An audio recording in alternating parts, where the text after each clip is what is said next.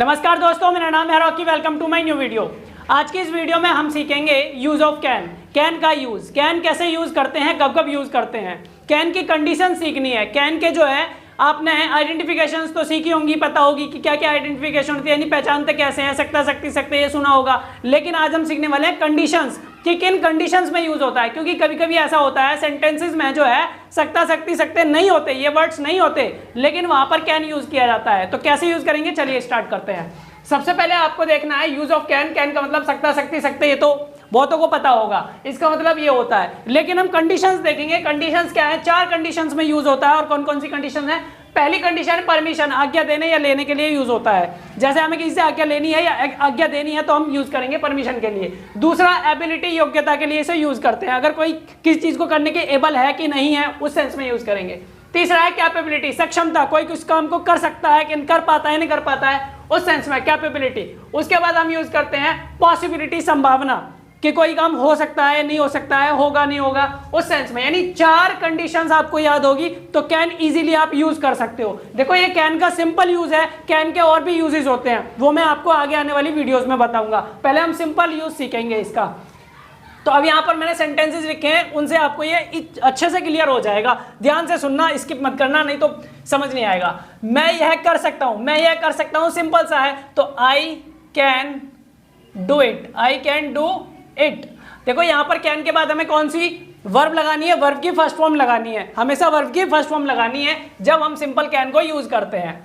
आप इंग्लिश नहीं बोल सकते, आप इंग्लिश नहीं बोल सकते, नेगेटिव का है तो कैसे बनेगा? You can't, you can't speak, you can't speak English, you can't speak English. इसको हम कांट को हम ऐसे भी लिख सकते हैं, कैन नॉट, कैन नॉट, साथ में ऐसे करके भी लिख सकते हैं, you can not, you can't speak English. क्या वह इंग्लिश में बात कर सकता है?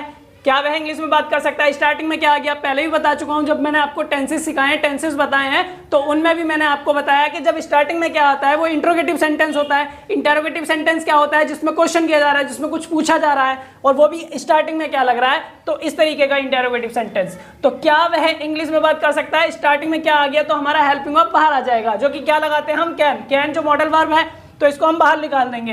तो कैन ही स्पीक, उसके बाद वर्ब आएगी, कैन ही स्पीक, सॉरी बात कर सकता है, can he talk, can he talk in English, can he talk in English. Question mark, क्योंकि ये क्वेश्चन है, this is a question, you have to use question mark at the end of this sentence. उसे उसके shoes नहीं मिल रहे हैं। अब यहाँ पर सकता सकती सकते कोई है ही नहीं है, तो अब ये कैसे बनेगा? उसे उसके शूज नहीं मिल रहे हैं, तो यहाँ कंडीशंस है ना, यहाँ पर दे रखी है, परमिशन तो नहीं है, एबिलिटी नहीं, कैपेबिलिटी। तो हम यहाँ क्या लिख सकते हैं? यहाँ पर ही कैन नॉट या he can't find, he can't find, मिलने के लिए find, he can't find his shoes, his shoes. His क्यों लगाया है? उसका अपना के लिए हिज होता है। अगर यहाँ शी होता तो हर हो जाता, मेरा होता तो माई हो जाता। He can't find his shoes। वो इंग्लिश नहीं बोल पाता, इंग्लिश नहीं बोल पाता यानी एबल नहीं है वो बोलने के, तो एबिलिटी नहीं है उसके अंदर, तो वो इंग्लिश नहीं बोल पाता है, सकता सकती नहीं है, फिर भी कैन लगेगा। तो he can't speak इंग्लिश। वो आपके पेरेंट्स को इस बारे में बता सकता है, वो बता सकता है, पॉसिबिलिटी। तो he can tell your father, किसको? Parents. he can tell your parents, किसको बता सकता है? पेरेंट्स को। he can tell your parents इस बारे में, about this,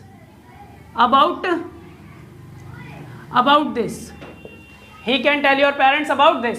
मुझे दिखाई नहीं दे रहा यानी कि अब कैपेबिलिटी की बात आ गई, मुझे दिख नहीं रहा है, तो यहाँ पर क्या है? कैन लगेगा। मैंने आपको ये 4 कंडीशंस बताई है, भूलना मत इन्हें। मुझे दिखाई नहीं दे रहा, आई कांट सी,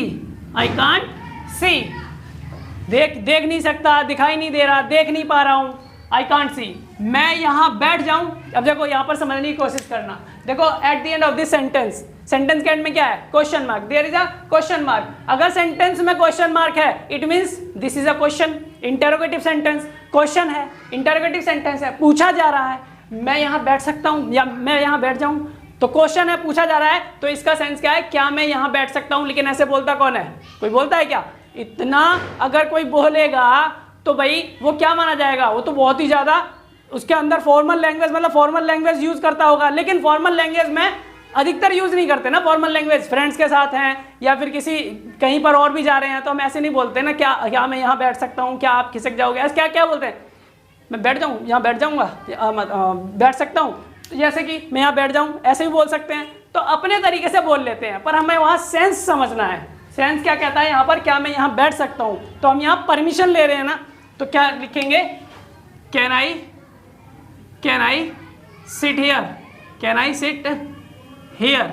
यहाँ मे भी लग सकता है, देखो कैन और मे में डिफरेंस होता है ना, तो मैं जब बताऊंगा तब आपको बता दूंगा। तो ये थोड़ा इनफॉर्मल होता है, वो फॉर्मल होता है, तो यहाँ कैन भी हम यूज़ कर सकते हैं, कोई दिक्कत नहीं।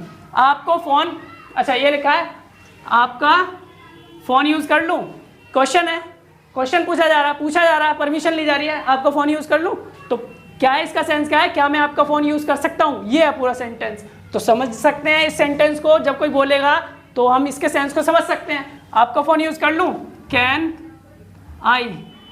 आई use your phone, can I use your phone. अब क्या लिखा है इसमें नेक्स्ट में, जाऊं, क्या है, परमिशन ले रहे हैं ना, क्या मैं जा सकता हूं, ये है सेंटेंस। लेकिन क्या बोलते हैं, जाऊं, कभी कभी ऐसा भी तो बोलते हैं, तो कैन आई लीव, क्या मैं जा सकता हूं। क्या आप मुझे इंग्लिश सिखा सकते हो, ये तो पता लग रहा है, सकते आ गया। कैन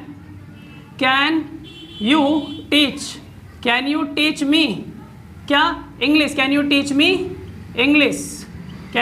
इंग्लिश, क्या आप मुझे इंग्लिश सिखा सकते हैं। तो ये कुछ एग्जाम्पल्स और कुछ मैंने आपको कंडीशंस बताई हैं, तो आई होप कि आपको ये समझ में आया होगा। तो फिर मिलेंगे अपनी नेक्स्ट वीडियो में एक नेक्स्ट टॉपिक के साथ।